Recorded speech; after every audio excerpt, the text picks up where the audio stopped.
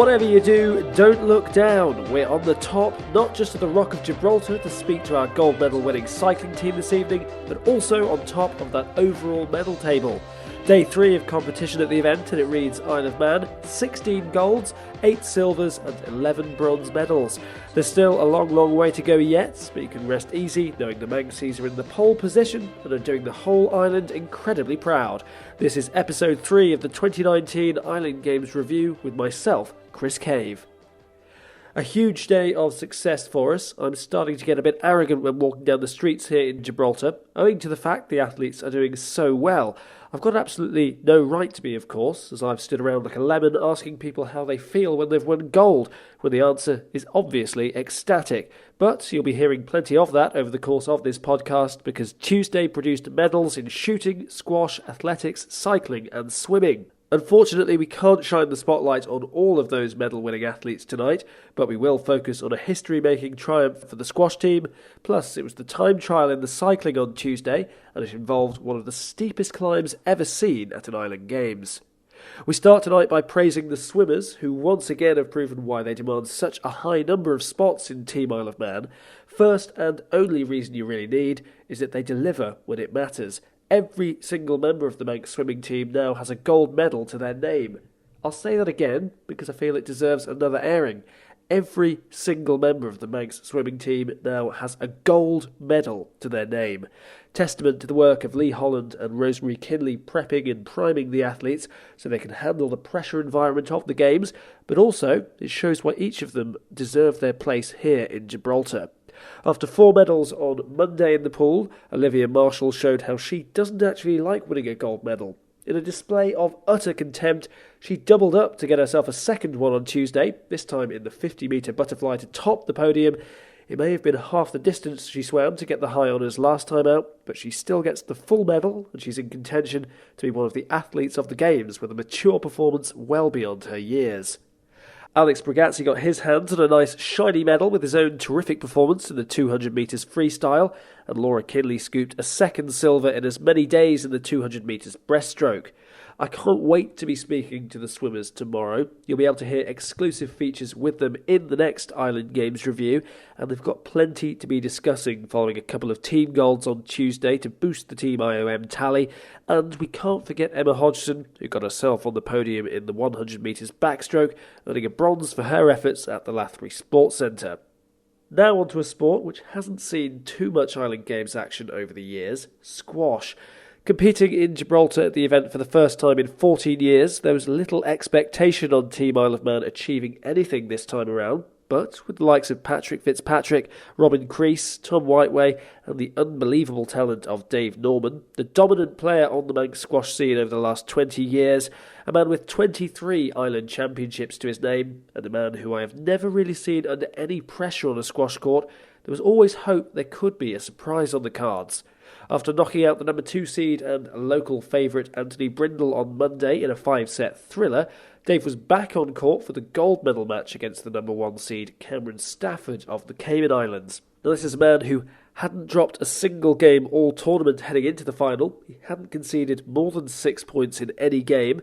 A man who was 16 years Dave Norman's junior, and a guy who was on the Pro Tour until very recently. There was to be no fairy tale ending in terms of the Manx champ taking away the gold, but he did tremendously well getting into the final and deserves huge credit for his conduct, his fitness and the memories that many people will take away from this year's Island Games. A loss of 11-3, 11-6, 11-5 in the final spelt the end of his hopes of taking gold, but a cracking tournament for him, and he spoke to me as he came off court. I suppose disappointment in the gold medal match against the clear favourite. But a silver medal, how do you assess your Island Games individual performance as a whole? As a whole, I think it's been fantastic. Never expected to get this far. I've taken some good scalps along the way. I feel physically good, which is a surprise coming into here. But I'm delighted with the silver. You say you never expected to get this far. Why not? Because everybody on the Isle of Man will know how good you are. You go away to Europe and you're competing with the big boys. You're always among the top squash players there. So why did you think you weren't going to get this far? I play quite a lot of competitions and in Europe and against players who have been well coached and have been on the tour. I really just play the game for fun now, have done for the last 10 years, just something to keep fit. I'm 46 years old, I never really expected. I just wanted to get the young guys here, give them some experience, drag them along and try and get them up to a level where they can compete now and they can now take over from me and go for it, You're setting a fine example for the younger generation, that's for sure. At 46-year-old, you're still in great physical shape. Do you think that was one of the reasons why you did so well here at the Island Games? Yeah, still got it, Mucker. That could be one of the reasons, but I don't know. I just play, I go on, I do my best, I play my hardest, and it's got results this week, so I'm absolutely made up. And in the final, you played Cameron Stafford of the Cayman Islands. This is a man who's not dropped a single set all tournament. I think I heard one of his teams say that he's not dropped more than 6 points in a game. So that tells you the standard he's at. He's a man mountain as well. I mean, it seemed like your game plan was to try and keep the ball as low as possible and as hard as possible to try and put him under a bit of pressure because of his height. Was that the initial game plan for you? Yeah, that was the game plan. As you know, we're very similar in height and stature, so I wanted to play on that. And I know myself, and being a really tall player, to get down to the ball is quite difficult. I tried to keep it low and hard because anything in the air or cross court, he just punishes because he's such an amazing player with a racket. I couldn't exert enough pressure on today. I tried, but unfortunately second best today. A few questionable decisions by the marker. I don't think it would have made any difference to the overall result. But did that play on your mind a bit when you don't get a decision you feel you should get from the marker? Does that weigh on your mind a bit? It can do, but I don't let it get to me. Once a decision is made, you've got to accept it. Yeah, you always have your initial niggles, you can question it, but no, you just got to put out your mind and get on with it. There's nothing you can do. So. But it seemed a good bond between yourself and your opponent in the final, the eventual gold medal winner. Was that the case?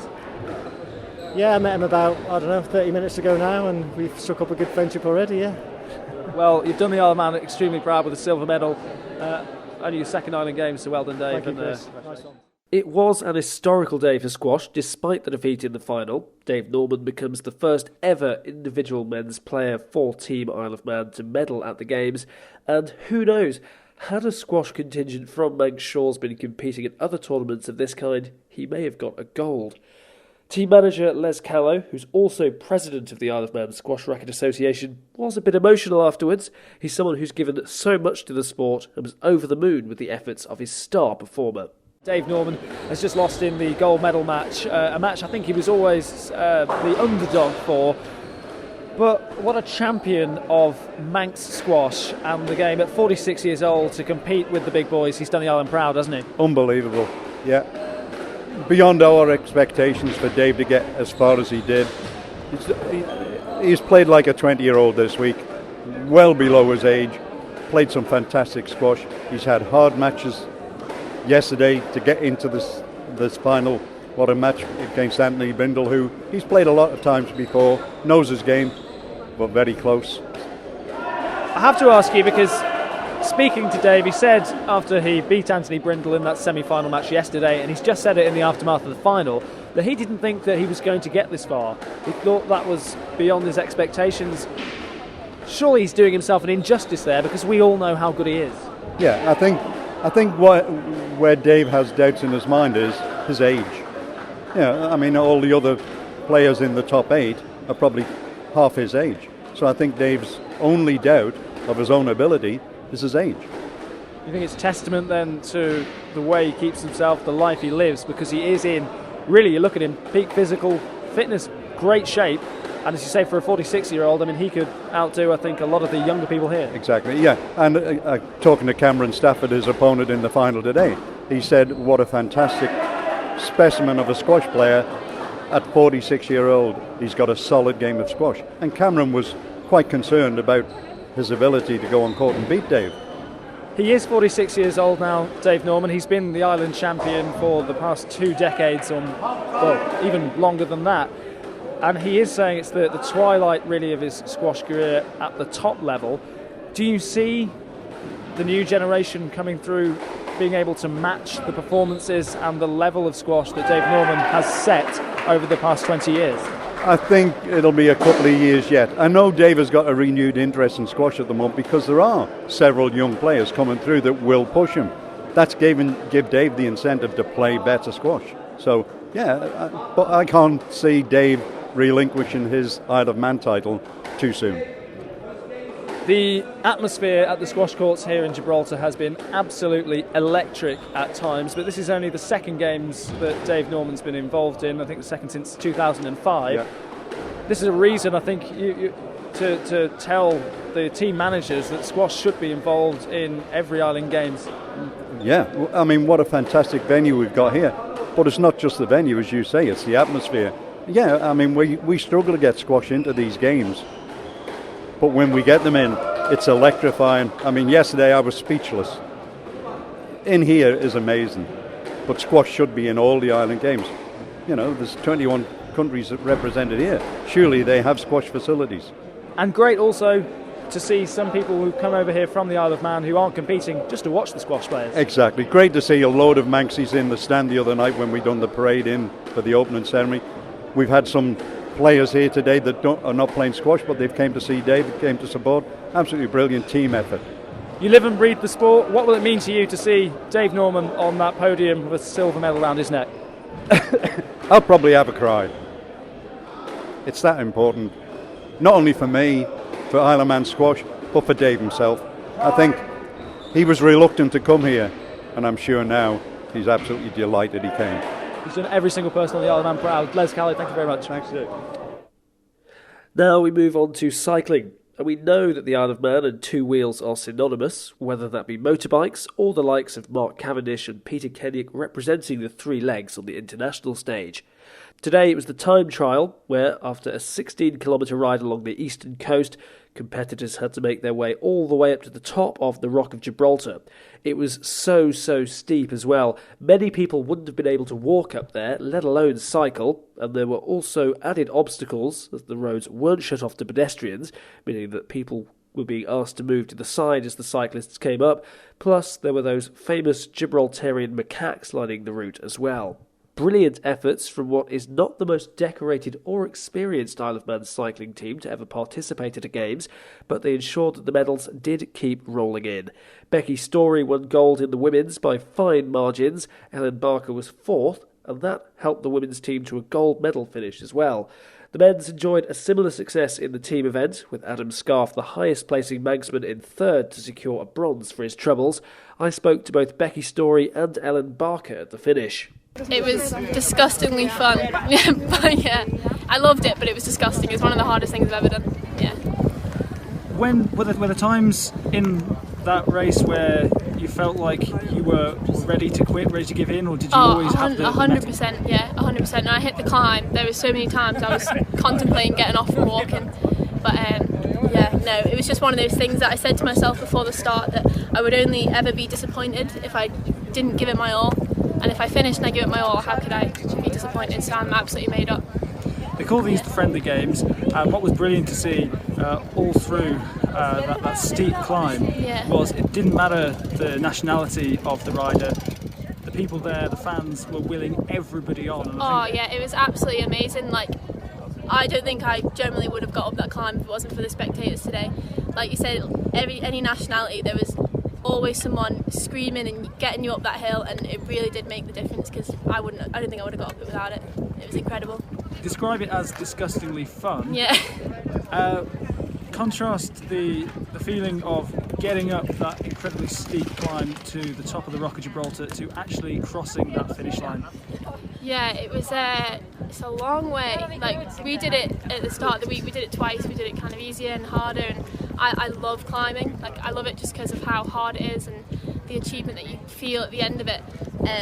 But that was, like I said, it was nothing I've ever done, and I think it was honestly a blur. I got across the finish line, tried to get off my bike, thinking I just want to sit down, forgetting what my legs had done, and fell. I was like, yeah, I had nothing left to give. The organisers were priding themselves on making this one of the most difficult routes for cyclists. By your reaction, I think they achieved that. Oh yeah, definitely. I wouldn't call that a time trial, that's a hill climb, 100%, yeah, it was unreal. And also there was the added obstacle on the route there of pedestrians coming down the hill, and also some macaques on the course as well. Oh, yeah. Did they pose any problem for you? No, they were actually all right. I was a bit worried before the event. Obviously, in the week, like I said, we came up it twice and we had a few incidents with the monkeys. And I was like, oh God, if one of them runs out in front of me in the race, that's not going to be ideal. But no, it was absolutely fine. I think if anything, the spectators would have scared them away. Like I said, they were so loud. Yeah, it was insane. And you've just found out that you are indeed the winner, and that one of your teammates was fourth. So you must be pretty hopeful that you'll be among the medals for the team. Hopefully, yeah. I'm absolutely made up, and for all the girls, like we absolutely smashed it as a team. And I think we, at the start of the week, obviously with Tara winning team gold, we got team gold and her winning individual gold. It was exactly what we needed. You know, starters we need to go on. And just a word finally for you to thank those in the team who have helped you get this far and also spurred you on today. Oh yeah, like I said, I couldn't have done it without them, and like the girls are incredible. We all motivate each other, and like yeah, it's an amazing experience being here. Well, very grateful. And you're smiling now. Were you smiling all the way up here to the Rock of Gibraltar? No, I definitely wasn't. I have to admit, I couldn't even turn the pedals at one point. I just looked down and I had to get off the bike. I got off the bike and started walking for about 5 seconds, then I started running, got to the top and just got back on, and I had nothing left. I gave it my all, and this race was all about pacing, really, and I must not have paced it completely right, but yeah. What made you get back on the bike then? Was it the descent? Well, just before the finish line there was a little downhill bit, so I just wanted to make it up to the top of the second to last uphill, and then I could get back on my bike, roll down the downhill and sprint up. But I don't have regrets about getting off, because I missed out on the bronze medal by over a minute, and that wouldn't have made the difference. But I definitely feel like I gave it my all, and I really wasn't expecting fourth. Honestly, when I was going around that course, I was thinking, I feel rubbish, I feel so bad, and I can't believe it. You seem genuinely shocked that you were in fourth place. An incredible effort from yourself and indeed your teammate Becky with the win. So you must be hopeful that you're in with a shout for a team medal. Yeah, honestly, we had the result in the crit, the team medal in the crit. I think we should get a gold in the team medal here. Yeah, it was really nice, and I'm hoping that I've been consistent enough for it to pay off in the road race, because that's my main target for this week. Did you encounter any problems with any obstacles on the course, be that pedestrians or macaques, because they were all along coming up to the top? Yeah. No, it was a bit funny. On a small downhill section you see them all on the left side of the road and you're a bit wary of them, but no, they're cute. I like them. It's a funny characteristic of Gibraltar. Have you ever experienced a course like this in your life? Honestly, I was gobsmacked the first time I went up this climb. Honestly, you can't find it. I've never been up a climb like this, and I've travelled like around Europe with my bike, and I've never been up a climb like this. It's just, yeah, it's something else. I can't believe that the men and women are doing the same, really, because I'm all for equality, but I wouldn't have minded just doing a little bit less. But oh well, I was not expecting it. A sensational fourth place finish for you. Just describe that feeling, because I'm sure everybody at home will want to know what it feels like when you're battling with the psychological aspect of getting right to the top and then finishing, and the relief that it's all over. Yeah, I've been nervous for this TT all week, really, since I went up the climb the first time. But I can't believe, I still am shocked that I finished fourth. Yeah, I have no words for that, because I don't put myself really down as a climber, and I've been thinking all week that this is a climber's course, and I got third in the crit, which reassured me that my sprint is good. But yeah, I feel strong at the moment, and I've got my eyes on the prize for the road race. And it might not have been a medal today, an incredible effort from you, but where will this rank in your achievements when you reflect back on what was an incredibly grueling course for a time trial? Yeah, I think this remember because I've never in my life had to get off the bike in a race. So this is definitely one to remember. They excelled once more, the cyclists. A familiar story, no pun intended, Becky, I promise. But I did want to know from team manager Andrew Roach how the island continued to produce cycling superstars. Brilliant day today. Probably a little bit better than we expected, to be honest with you. Absolutely brilliant seeing Becky win the time trial. It's not, she's quite new into cycling. She's come from triathlon. She's not done a time trial like that ever before in her life. So absolutely brilliant ride by her. And then the whole team kind of filling those places to get the team gold again. Brilliant. Guys, Adam Scorse absolutely pulled one out of the bag there, like absolutely stomped up the hill, racing against kind of pro-continental riders, finishing so close to them is brilliant. And Nathan put in a solid ride, all the guys put in a solid ride obviously to get the team gold, so well done by everybody. Becky will obviously take the headlines for her gold medal in the individual women's time trial, but there were also some commendable performances from all the cyclists today, some of those who aren't billed as climbers. Oh yeah, I mean, a time trial is a little bit of a different discipline, especially this one that we've had here. The hill was so horrendous, basically. It's not going to suit every single type of rider, so, they've all kind of met their own individual goals in a way. They will have all had a little plan in their own mind as to what to do, so but talking to them all, they've all kind of done as they wanted to do in it, so I'm really pleased with that. What was your view on the course that was set for the time trial? Because I was speaking to a couple of people who were watching, a couple of people who had vested interest in the race, and they weren't happy with the course. They thought it was a bit too difficult. But I suppose the Isle of Man team takes everything in its stride, and that's why we won gold in both the team events and also won individual gold as well and got on the podium in the other event. Oh yeah, well, I don't think it was too difficult. It was great. To ride it would be absolutely horrendous. I'm kind of glad I'm not racing anymore, to be honest with you. But the Island Games has always got some different things compared to other races, and this was just it was a special time trial, really, a really sporting time trial. So it worked out really good in the end. The Isle of Man continues to deliver these fantastic stories in the cycling, medals all the time in Island Games, it seems, and Commonwealth Games we've had in the past too.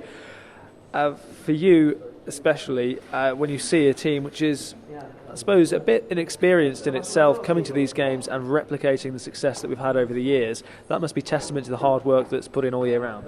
I mean, I feel super proud of them all, to be honest with you. Like seeing them succeed and all gel well together as a team.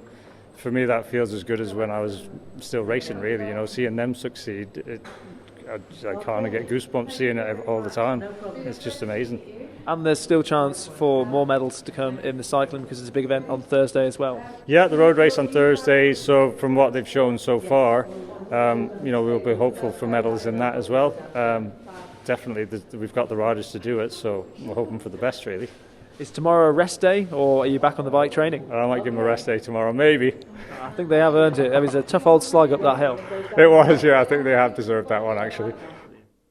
Andrew Roach, the cycling team manager there. There were also successes at the athletics and shooting, which we will cover in more detail on tomorrow's podcast, because we've unfortunately run out of time this evening. But the headline is the Manxies have been medalling once again, and we sit nicely on top of the pile when it comes to those shiny gold medals.